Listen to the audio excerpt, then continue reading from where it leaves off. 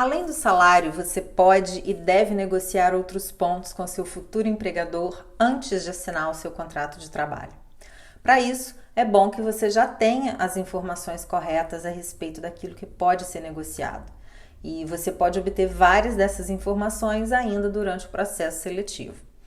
Eu realmente acho esse assunto bem relevante porque, principalmente quando a gente vem de um outro país, que tem uma outra cultura, onde as relações que envolvem as questões trabalhistas são diferentes e normalmente seguem um outro tipo de padrão, ou seja, quando você não está familiarizado com esse outro padrão, é interessante ter uma noção de como esses processos são negociados e quais seriam as melhores alternativas e oportunidades para que você possa ter uma condição mais benéfica possível. Dentro, é claro, do que é considerado adequado com relação ao mercado de trabalho no país. Então, a gente vai falar sobre alguns itens específicos que têm a ver com esses processos de negociação de contrato. Meu nome é Aline, esse é o canal Alemanha Express e seja muito bem-vindo ao nosso vídeo de hoje.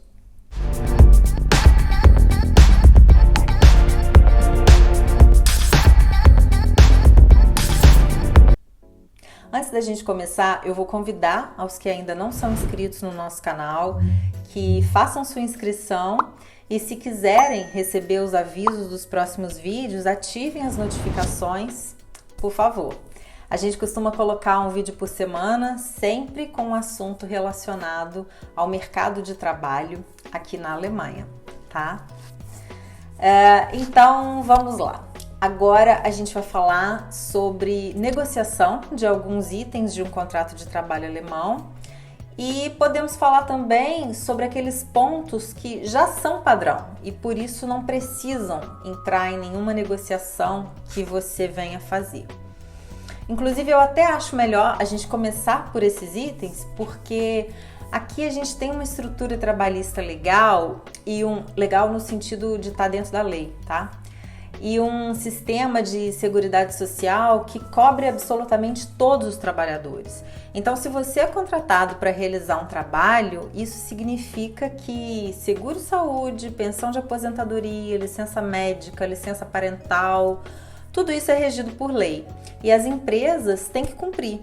Então, são coisas que você não precisa negociar, porque as empresas normalmente vão seguir à risca o que está na legislação. Por exemplo, o seguro-saúde, todo mundo que mora na Alemanha tem que ter um. Você simplesmente não pode morar aqui se você não for assegurado. Então, quando você tem um contrato com uma empresa, a empresa vai fazer o pagamento desse seguro na totalidade junto à seguradora e vai descontar do seu salário a parte que cabe a você. Então, isso aí é regra, é padrão e ok. Outra coisa que já é definida por lei é o número de dias anuais de férias. Você tem direito a 20 dias úteis de férias por ano, porém a grande maioria das empresas oferece mais. Muitas dão 24 dias e outras, que são a maioria, oferecem 30 dias úteis. Bom, em tese você até poderia negociar então esses 10 dias úteis aí de diferença, né, entre 20 e 30 dias, mas por que esse tópico não entra na negociação? Porque isso já é estabelecido pela empresa de acordo com as regras internas e tem que haver uma equidade entre os funcionários. Então, se nós trabalhamos na mesma empresa, não faz sentido eu ter 30 dias de férias e você ter 20. Em alguns casos até existe sim uma variação, mas isso vai depender, na maioria das vezes, do tempo de trabalho que você tem na empresa ou, em alguns casos, da sua idade, mas não depende da função que você exerce, tá? Então, por isso, férias normalmente não entram nessas discussões de negociação de contrato. Bom, agora com relação ao que pode ser negociado. É claro que a primeira coisa é o salário, e isso a gente nem precisa entrar aqui, porque é sem dúvida o item principal de uma negociação. E caso você não consiga atingir o valor que você tinha em mente, aí é que principalmente você pode se utilizar dos outros itens que a gente vai falar, até para contrabalancear a questão salarial. O que não significa que se você conseguiu ser super bem sucedido na definição do valor do salário, você não precise negociar outros itens, né? Claro que não. Mas se o valor do salário ficou abaixo do que você propôs, aí você vai ter mais poder de barganha na hora de estabelecer esses outros pontos. Muitas empresas oferecem bônus de performance, então esse é sem dúvida um item totalmente negociável, porque além da variável valor, tem também a variável do objetivo, né? Que pode incluir a produtividade, alcance de uma meta específica, enfim. Como performance é algo subjetivo, isso acaba trazendo uma maior flexibilidade para uma negociação. Outro tópico que está agora mais do que nunca no topo da lista de itens que são negociados é sem dúvida a questão do trabalho remoto. Depois das mudanças de comportamento que todos nós tivemos sujeitos aí nos últimos tempos, incluindo distanciamento social e outras coisas mais, o home office tem sido a opção de várias empresas e de vários funcionários também, com algumas exceções, obviamente. Isso depende muito do tipo de função, do tipo de atividade que vai ser exercida, mas a possibilidade de trabalhar em casa gerou uma melhora na qualidade de vida de muita gente.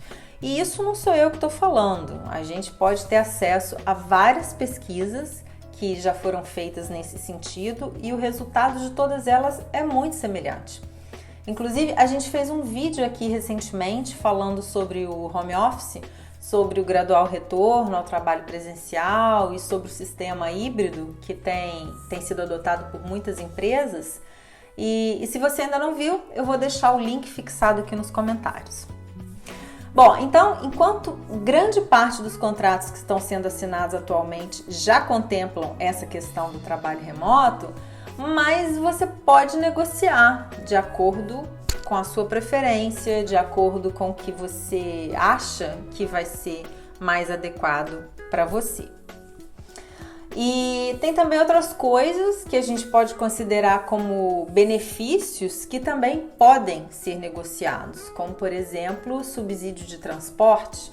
Muitas empresas pagam parte dos tickets de transporte público utilizados pelos funcionários para ir para o trabalho, ou oferecem carro, ou pagam combustível, ou parte dele. Enfim, há diferentes possibilidades com relação a isso.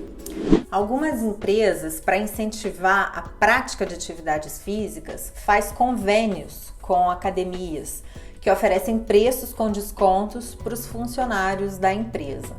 Ou as empresas pagam parte da sua mensalidade da academia se você, por acaso, opta por uma que não é a que tem convênio com a empresa. E isso é considerado um ganho para as próprias empresas, porque, em tese, um funcionário que tem o hábito de praticar atividades físicas, de se exercitar, tende a ser mais saudável e, consequentemente, não vai precisar se ausentar por licença médica. E, ao mesmo tempo, vai ser mais produtivo também, né? Tem empresas grandes, normalmente as multinacionais, que têm academia nas próprias instalações da empresa e os funcionários podem utilizar. Na verdade, isso também varia muito, então mais uma razão para ser negociado. Outro item que vale a pena ser negociado e que inclusive é muito bem visto entre as empresas, as multinacionais mais ainda, é um curso de idioma. Ou seja, se você é estrangeiro e vem trabalhar na Alemanha e ainda não fala alemão, ou muitas vezes você até fala alguma coisa, tem aí o nível básico ou intermediário, mas não é fluente no idioma, é super válido se você puder fazer um curso para aprimorar o seu nível, sua conversação e obviamente a empresa vai se beneficiar disso, né? E tem empresas que pagam cursos externos, tem empresas que contratam professores para darem aulas dentro da própria empresa. Depende também de cada caso. Então, mais uma vez, aqui é um ponto que interessa aos dois lados. E por isso a negociação a respeito disso é totalmente pertinente. Um ponto que é mega relevante você negociar se você for assinar o contrato no Brasil antes da sua vinda para a Alemanha é a questão do relocation. Se a empresa contratar um serviço de relocation para te dar o suporte na sua mudança, isso vai facilitar demais a sua vida. Porque assim, a não ser que você tenha muita familiaridade com as burocracias alemãs, o que na maioria dos casos das pessoas que vêm a trabalho não acontece, não é simples o processo de alugar imóvel, comprar carro, fazer matrícula de filhos na escola, dar entrada com a sua documentação nos órgãos do governo para regularizar a sua situação de residente, abrir conta em banco, enfim, são muitas providências que você vai ter que tomar aí nesse período de transição. E se você tiver suporte de uma empresa que presta esse tipo de serviço para expatriados, vai fazer certamente muita diferença para você. Então, uma coisa que eu recomendo fortemente que você negocie é um pacote de relocation. E para tudo isso, para todos esses itens que eu mencionei aqui, as empresas conseguem ter incentivos fiscais, ou seja, elas conseguem reduzir esses custos nos impostos que elas pagam, o que torna esse tipo de negociação muito mais fácil. A gente tem também aqui no canal um vídeo específico sobre contrato de trabalho, onde a gente explica cada item, cada cláusula e o que você deve observar e ter atenção em cada uma delas. Então, se você quiser saber mais sobre isso, é só acessar o vídeo. Eu vou deixar o link dele fixado aqui embaixo nos comentários também, tá bom? Então, pessoal, por hoje era isso. Se você gostou, deixa um like aqui para mim, lembrando que para ter acesso ao nosso paperback com as principais informações para quem está se planejando a mudar para a Alemanha, é só acessar o nosso site que está aqui na tela e fazer o download gratuitamente. Obrigada por ter ficado aqui comigo e até o próximo vídeo. Tchau, tchau!